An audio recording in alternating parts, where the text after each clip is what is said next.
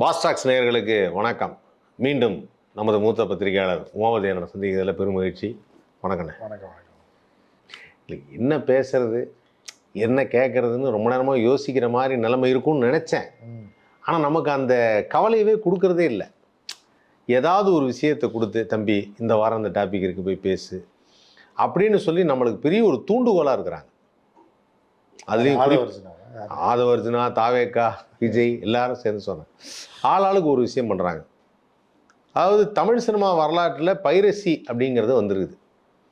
ஆனால் படம் ரிலீஸ் ஆகிறதுக்கு முன்னாடியே ஒரு எடிட் வெர்ஷனுடைய காப்பி ரிலீஸ் ஆகிறது அப்படிங்கிறது இதுதான் தமிழ்நாட்டில் ஃபஸ்ட் டைம்.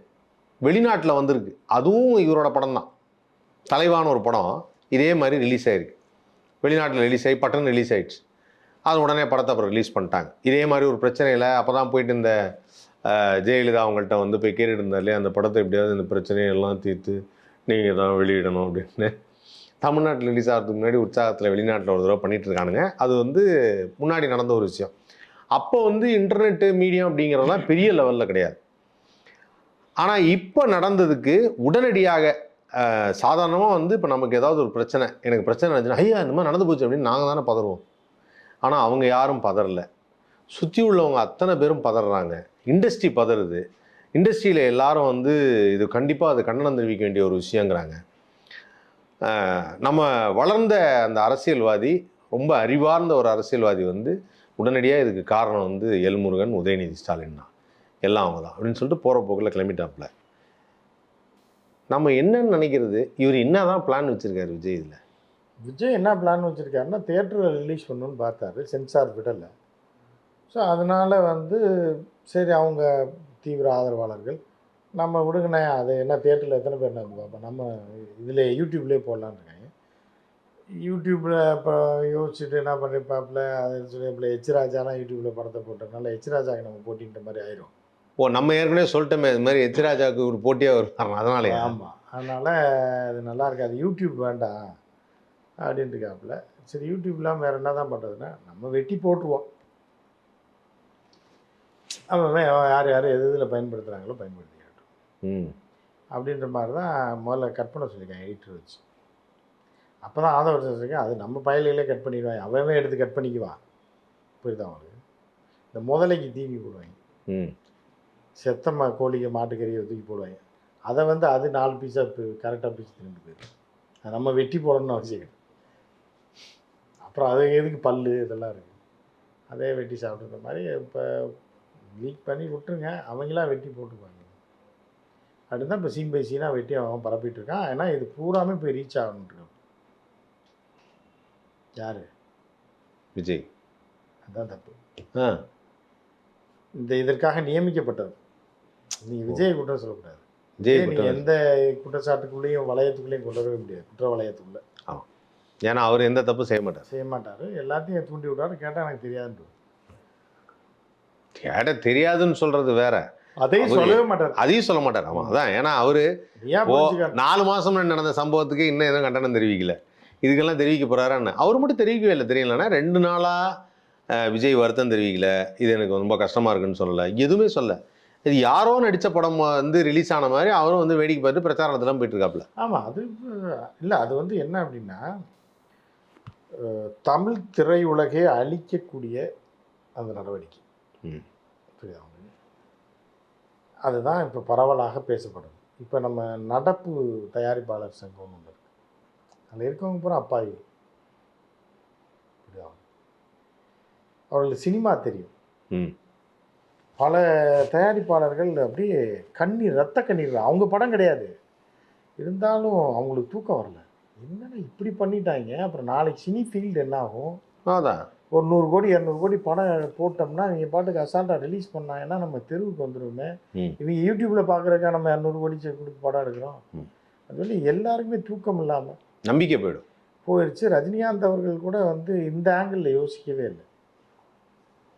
ஏன்னா அவர் கிரிமினல் கிடையாது. அவர் என்னன்னா எதை இருந்தாலும் அரசியல் அவருக்கு தெரியாது. இன்னைக்கு வரைக்கும் முழுச அரசியல் தெரியாது அவருக்கு.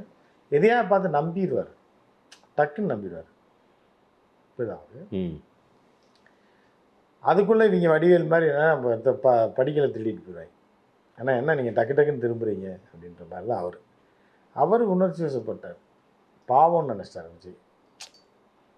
என்னடா 300 கோடி போட்டு படம் எடுத்து இவ்வளோ கஷ்டப்படுங்க, அது யாராக வேணாலும் இருக்கட்டும், இது எப்படி ரிலீஸ் பண்ணலான்னு அவர். ஆனால் கமலுக்கு மட்டும் தெரியும், தெரியுது அவருக்கு. கமலுக்கு மட்டும் அந்த என்ன நடக்குது அப்படின்றத கண்டுபிடிச்சி சைலண்ட் ஆகிட்டார். மித்த எல்லாம் நடப்பு தயாரிப்பாளர் சங்கம் அது இது எல்லாத்தையும் அந்த உணர்வோட இவங்க தான் ரிலீஸ் பண்ணதுன்னே தெரியாமல், இவங்க எதுக்காக பண்ணாங்கன்னு தெரியாமல் அவர்கள் அப்பாவிகளாக இயக்குநர்களும் இயக்குநர்லாம் ஷாக்கு. நம்ம ஒரு படம் பண்ணுறோம் ஒரு பெரிய ஹீரோ வச்சு அப்படின்னா என்ன ஆகும், நம்ம வாழ்க்கை போயிடும், வரலாம், நம்மளும் முடிஞ்சிடும், ப்ரொடியூசரும் முடிஞ்சிடாங்கல்ல அப்படின்ற மாதிரி எல்லாருமே ஷாக்கு. அப்போ என்ன ஆகுது அப்படின்னு பார்த்தீங்கன்னா, இவங்க என்ன பிளான் போடுறாங்கன்னா, இப்போ நம்ம படத்தை விட்டு வெளில விட்டோம், இப்போ திரைத்துறையில் நம்ம இல்லை, இப்போ மீதி யார் நடிச்சுக்கிட்டு இருக்கிறது அப்படின்னா, இப்போ கமல் வந்து அவரும் மேக்ஸிமம் அவுட் 80%. இப்போ சூப்பர் ஸ்டார் ரஜினிகாந்த் இருக்காரு, அஜித்து, அப்புறம் சிவகார்த்திகேயன், அடுத்து நமக்கு வில்லன் சிவகார்த்திகேயன் தான். இருக்கும்போது என்ன ஆகுதுன்னா, இனிமே தமிழில் எவனுமே 20 கோடி 5 கோடி 10 கோடிக்கு மேலே போட்டு படம் எடுக்கக்கூடாது. நம்ம இந்த படத்தை ரிலீஸ் பண்ணி ஒரு பீதியை கிளப்பி அச்சத்தை ஏற்படுத்திட்டோம். எவ்வளோ பெரிய வில்லன் பாருங்க. யார் நீங்கள் விஜய் நினைக்காது, விஜய் இல்லை, சேச்சா எவ்வளோ கொடூரமான ஒரு சைக்கோ வில்லன் பார்த்தீங்களா அந்த நபர். கட்டின பொண்டாட்டியை துரத்திக்கிட்டு, பெத்த பிள்ளையை துரத்திட்டு, பையனை துரத்தி விட்டு, ஆமாம் அது விஜய், அம்மா அப்பாவை துரத்தி ஆசிரமத்தில் சேர்த்து விட்டு, ஒரு மிகப்பெரிய ஒரு கொடூரை. இது எதுவுமே விஜய் இல்லைல்ல. விஜய்ன்னு நீங்கள் நினச்சிங்கன்னா அதுக்கு நான் பொறுப்பாக முடியாது. நீ டிஸ்க்ளைமர் போட்டாலும் கேஸ்னால் நீங்கள் தான் போய் நிற்கணும். நான் இதுக்காக சுப்ரீம் கோர்ட் வரைக்கும் போவேன், ஐநா வரைக்கும் போவேன். நானும் இப்போ அடிக்கடி கோர்ட்டுக்கு போயிட்டு தான் இருக்கேன். ஏன்னா இப்போ ஐநா பொதுச் செயலாளரை மாற்ற போகிறாங்க, அவர் லேடி தான் வர போகிறாங்க. உண்மையான ஐநா வரைக்கும் போகணும். இல்லை சொல்கிறேன், நான் போவேன்றேன், நீங்கள் என்னைய சிக்க வச்சு தப்பிச்சிடல. இல்லை நீங்கள் போனால் பின்னாடி நானும் வரமாட்டேன். விஜய் இல்லைன்றேன். விஜய் தான் இல்லையே, அதான் அவர் இல்லைங்கிறதுனால தானே இதை பண்ணியிருக்காப்புல. ஸோ அப்படி இருக்கும்போது என்னன்னா, இந்த ஃபீல்டை அழிச்சிடணும். நல்ல எண்ணம். நம்ம போயிட்டோம்னா எவனுமே 100 கோடி 150 கோடியை வச்சு படம் எடுக்கணும்னு நினச்சாயின்னு வைங்க, நடு ராத்திரியில் பதறி அடிச்சு இருந்திருப்பாங்க ப்ரொடியூசர். இந்த மாதிரி ரிலீஸ் ஆயிடுச்சுன்னா என்ன ஆகுறது, இப்போ வேண்டாம்ப்பா, சினிமாவே வேண்டான்னு போயிடுவாங்க பெரிய ப்ரொடியூசரு. கொஞ்சம் சின்ன ப்ரொடியூசர்னா சரி ஒரு 5-10 கூட ஏதோ ஓடிடியில் விற்று தப்பிச்சிடலாம். இதை இப்போ இதை எதுலேயுமே விற்க முடியாது. எதை இந்த படத்தை இவங்க வெளியிட்ட படம் வந்து சும்மா கேமரா பிரிண்ட் மாதிரிலாம் கிடையாது, நல்லா ஏதோ HD பிரிண்ட் வெளியிட்டிருக்காங்க. ஆமாம், அதனால இப்போ இந்த படத்தை நீங்கள் ஓடிடியில் விற்க முடியாது, சேட்டலைட்டில் கொடுக்க முடியாது. யார் பாப்பா? வெளியிட்ட நோக்கமே விஜய் ஜெயிக்கணும்னு இருக்காங்க. அப்படியா? ஓ, விஜய் ஜெயிக்கணும், அந்த டைலாக் எல்லாம் மக்கள்கிட்ட போய் ரீச் ஆகணும்னு இருக்காங்க. சரி, எவனோ ஒருத்தன் பண்ணி விட்டுருக்காங்க. சரி, இதுதான் நல்ல விஷயம். யாரோ ஒருத்தன் பண்ணி விட்டாங்க. விஜய் ரசிகனாக தான் இருக்கும். இப்போ மிரட்டி எடிட்டர் மிரட்டி அது இது பண்ணி ஏதோ ஒன்று பண்ணியிருக்காங்க ப்ரொடியூசர் மிரட்டி. அதனால் அந்த படம் வந்து ரிலீஸ் ஆகிடுச்சு இப்போ யூடியூப்பில். இப்போ வந்து வாட்ஸ்அப்பு அது எல்லாத்துலேயும் படம். அண்ணே ஏதோ ஒரு வெளிநாட்டில் வந்து இதை டிவிடி போட்டு விற்றுட்ருக்காங்க. டிவிடிலாம் இப்போ முடிஞ்சிருச்சு. இல்லை அதெல்லாம் பழமையாக இருக்காங்க. என்ன அந்த கண்ட்ரி கொஞ்சம் பழமையாக இருக்குது. அப்படியா? இப்போது நம்ம வந்து இங்கே பைக்கெல்லாம் அட்வான்ஸ்டாக வச்சுருக்கோம்ல, இந்த யமஹால க்ரக்ஸ்னு ஒரு வண்டி வரும், கடைசியாக ரவுண்ட் ஹெட்லைட்டில் சாதாரணமாக அந்த வண்டி. நான் வந்து எத்தியோப்பியா போயிருக்கும்போது அதுதான் அங்கே இருக்கிறதுலே பெரிய வண்டி. அந்த மாதிரின்னு வச்சுக்கோங்களேன். அந்த மாதிரி ஒரு ஊரில் இந்த படத்தை பார்க்க மாட்டாங்க, எத்தியோப்பியாவில் பார்க்க மாட்டாங்க. இல்லை இதை போஸ்டாக போட்டிருக்கான் ஒருத்தன். அவன் எத்தியோப்பியாவில் இந்த படத்தை பார்க்க மாட்டாங்க. எத்தியோப்பியாவில் எவனோ ஒருத்தன் விஜய் ஃபேன் ஒருத்தன் இருக்கிறான், அவன் இது மாதிரி ஒருத்தன் போட்டிருக்கிறான் போஸ்ட். இந்த மாதிரியா சிடி ஜனநாயகன்னு போட்டு நல்ல பக்கா பிரிண்ட் எடுத்து. ஏன்னா அவனுக்கு வந்துருச்சு, ஒரே சந்தோஷம்.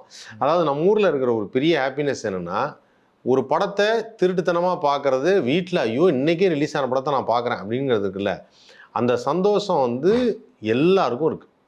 ஒரு ஹாப்பினஸ் இருக்குது. இந்த திரைக்கு வந்து சில மாதங்களே ஆன, சில நாட்களே ஆன அப்படின்னு சொல்லும்போதே அப்படியே ஆஹா 15 நாளில் அந்த படத்தை நம்ம வந்து வீட்டிலே பார்க்குறோம், ஏன் வீட்டில் திரையில் நம்ம பார்க்குறோம் அப்படின்னு. அந்த சந்தோஷ மகிழ்ச்சியில் இப்போ எல்லாருமே இருக்கு. விஜய் ரசிகர்கள்லாம் பயங்கர ஹாப்பியாக இருப்பாங்க. இப்போ இது பார்த்தோன்னே எல்லாரும் ஓட்டு போட்டுருவாங்கண்ணே, நேராக போய் பச்சை பச்சைன்னு ஓட்டு போடுறதா? இது பார்க்கலைனாலும் போடுறது, குத்திடுவாங்க டக்கு டக்கு டக்குன்னு. கரெக்டாக ஓட்டு குத்துறாங்க. இல்லை உண்மையிலே அது ரொம்ப சந்தோஷமாக இருக்குது. அது வந்து ஆனால் விஜய் நினைக்கும் போது எனக்கு அவ்வளோ பெருமையாக இருக்குது. 33 வருஷம் இந்த இண்டஸ்ட்ரிக்காக எவ்வளோ செஞ்சுருக்காரு பாருங்க. செஞ்சிருக்காப்புல. இப்போ கடைசி நேரத்தில் கூட கடைசி படத்தில் கூட இண்டஸ்ட்ரியை ஒரே கலக்குன்னு கலக்கிட்டாப்புல. அப்படியே எல்லாரையும் வாழ வச்சுட்டு போயிட்டாப்புல. வாழ வச்சுட்டு எல்லாரும் இப்படி தாண்டா இருக்கணும் அப்படின்னு. ஆமாம், இன்னைக்கு எடிட்டர்ஸ்லாம் சேர்ந்து ஆர்கே செல்வனோட சேர்ந்து இன்னைக்கு ஒரு ப்ரெஸ் மீட் கொடுத்துருக்குறாங்க. தயவுசெய்து எங்கள் மேலே உள்ள நம்பிக்கையை இழந்துடாதீங்க. ஏன்னா அது எடிட் ரெஃபரன்ஸ்னு போட்டிருக்குன்ட்டு ஒரு எடிட்டர்ஸ்லாம் எங்கள் மேலே உள்ள நம்பிக்கையை இழந்துடாதீங்க. உண்மையான இது தீர்ப்பு வர வரைக்கும் யார் குற்றவாளின்னு கண்டுபிடிக்கிற வரைக்கும் எங்களை தயவுசெய்து தப்பாக நினைக்காதீங்க. நாங்கள் அந்த மாதிரி கிடையாது. எடிட்டர்கள்லாம் தப்பாக நினைக்கவே முடியாது. எப்படி நினைக்கிறீங்க? அதை தான் ஓனரே எடுத்துகிட்டு போயிட்டாங்கன்னா எடிட்டர் எப்படி நினைக்கிறீங்க? அவர் ஓனர் பிரிண்ட்னு அதில் போடலையே. அதில் எடிட்னு தான், அதில் எடிட்னு போட்டிருக்கு. எடிட்னு போட மாட்டாங்க, எடிட்னு போடுவாங்க. அதான் எடிட் ரெஃபரன்ஸ் அப்படின்னு போட்டிருக்கு. அதனால இப்போ எல்லா எடிட்டர்ஸும் சேர்ந்து தயவுசெய்து எங்களை தப்பாக நினைக்காதீங்கன்னு சொல்லிட்டு அவங்க வந்து யாரும் தப்பாக நினைக்க மாட்டாங்க. இப்போ அவங்களுக்கு பயம் வந்துருச்சு. ஏன்னா இப்போ அப்படிதானே கிளப்பி விடுவாங்க. அப்படிதானே விஜய் ரசிகர்கள் இருக்காங்க இல்லையா? அதாவது அவங்க எல்லாருமே ஆக்ஸ்ஃபோர்ட் யூனிவர்சிட்டியில் படித்தவங்க. அந்த படித்த அறிவை வச்சு என்ன பண்ணுறதுன்னு தெரியாமல் எடிட் ரெஃபரன்ஸ் போட்டிருக்கு, எடிட்டர் தான் அப்படின்னு கரெக்டாக சொல்லுவாங்க. இப்போ ஏன்னா அவங்கள மாதிரி அறிவாளிகள் தான் தமிழ்நாட்டில் வந்து நம்ம எல்லாரையும் சந்தோஷப்படுத்தி உச்சநிலைக்கு கூட்டு போய் தாளாட்டுவாங்க. அது வந்து நடக்கும். அது ஆதவர்ஜனா சொன்னார் பார்த்தீங்களா, உடனே ரிலீஸ் ஆன உடனே எல் முருகன், உதயநிதி ஸ்டாலின் அவர்கள் தான் இதுக்கு காரணம் அப்படின்னு பாருங்களேன். அவருடைய அறிவு வந்து வழிஞ்சிக்கிட்டே இருக்கான். டெய்லி பக்கெட் வச்சு பிடிக்கிறாங்க. அதை வந்து ரிசர்ச்சுக்கு எடுத்துகிட்டு போயிருக்காங்க வெளிநாட்டில். அவ்வளோ ஒரு மகிழ்ச்சியாக இருக்குது அப்படியே பார்க்கும்போது. ரிசர்ச்னா போஸ்ட்மார்ட்டம் பண்ணால் ரிசர்ச் பண்ண முடியும். அது பண்ணிவிடுவாங்க, கூடி சீக்கிரம் பண்ணுவாங்க. அதுவும் பார்த்தீங்கன்னா உலகத்திலே ஒரு அதிசயமாக நின்று கொண்டிருக்கும் போதே பண்ணுறது அப்படிங்கிற மாதிரி ஏதாவது ஒரு விஷயம் நடக்கும். அந்த மாதிரி ஏதாவது பண்ணுவாங்க.